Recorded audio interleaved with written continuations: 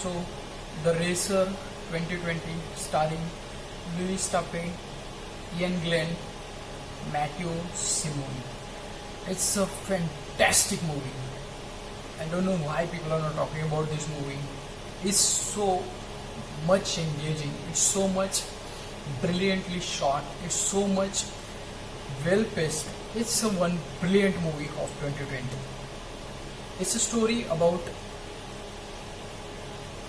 the whole racing game, cycling game, and all inner conflicts, all inner things involved in this. Bad, good, everything is involved in this, and it's connected. It's somehow connected to all those things happen in past in cycling.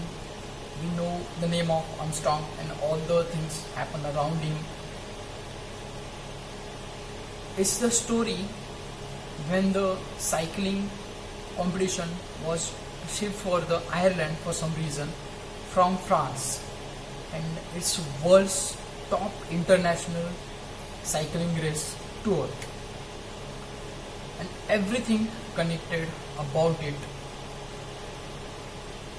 Cycling racing is one of the most favorite game of mine. With football, this is the game I truly admire.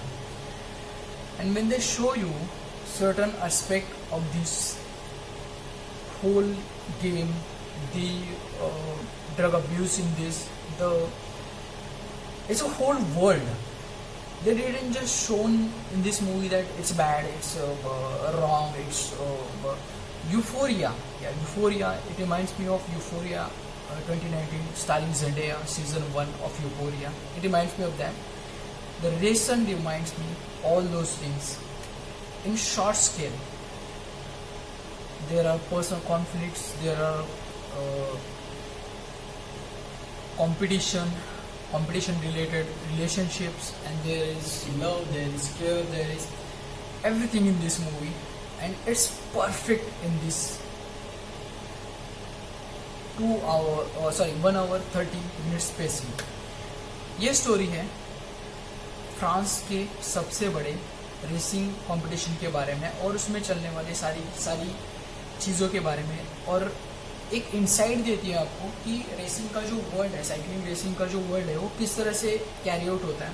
Not just उनके जो inner confidence है, not just उनके बारे में नहीं, बल्कि एक team रहती है. अगर साइकिलिंग रेसिंग कर रही है, हम देखें साइकिलिंग की जो हम वीडियोज़ वगैरह या फिर हम देखते हैं टीवी के ऊपर, तो उसमें एक टीम रहती है. सिर्फ एक ही साइकिल रेसर नहीं रहता है, उसमें एक अच्छी खासी टीम रहती है. तो वो टीम किस तरह से वर्कआउट करती है, उस टीम के जो इनर कॉन्फ्लिक्ट्स है, उस टीम के जो इंटरनल टॉक पॉइंट्स है, उस टीम के जो इंटरनल थॉट्स है, और उनके जो कनेक्शंस है, उनके बॉन्डिंग्स है, एंड उसमें जो सबसे बड़ी एक डार्क साइड है, जो कि हम अगेन आते हैं ड्रग अब्यूज के बारे में बात करते हैं,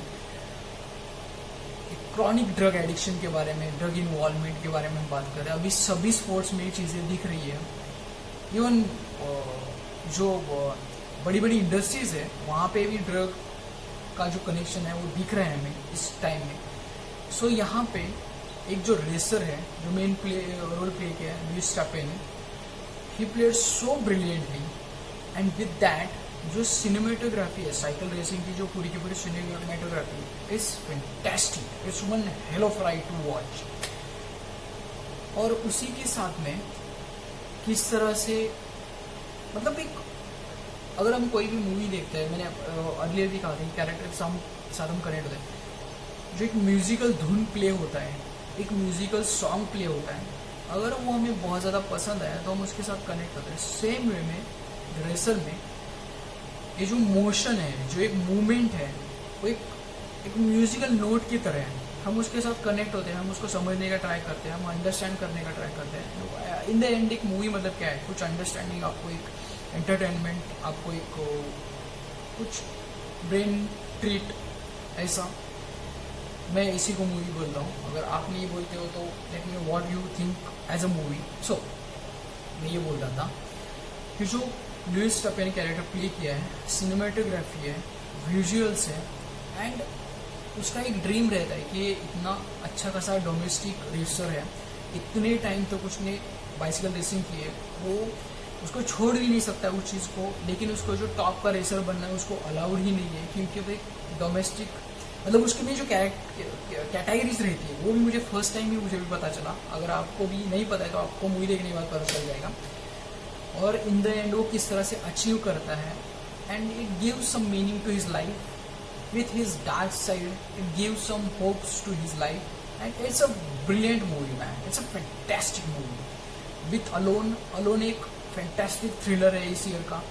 द साइलेंसिंग ऑल्सो एक फैंटास्टिक थ्रिलर है इस ईयर का। This one goes to the fantastic character buildup, and overall एक आपको इंसाइट देता है साइकिलिंग के वर्ल्ड के बारे में, और that its top notch movie of this year. Apart from that जो डार्क साइड है, जो ड्रग सब्सटेंस अब्यूज, जो कुछ सारी चीज़ें इससे कनेक्टेड है, they are extremely bad man, there is no doubt in that, no one is saying it's good and everything, no one is judging that, but उसकी जो साइड है, जो डायरेक्टर ने इसमें प्रेजेंट किए है, that is something, that some skill. And same goes with Euphoria season 1 and the racer. It's a must watch. If you've not seen it, do watch it and let me know what you think about it, and what do you think about this. Let me know in the comment section.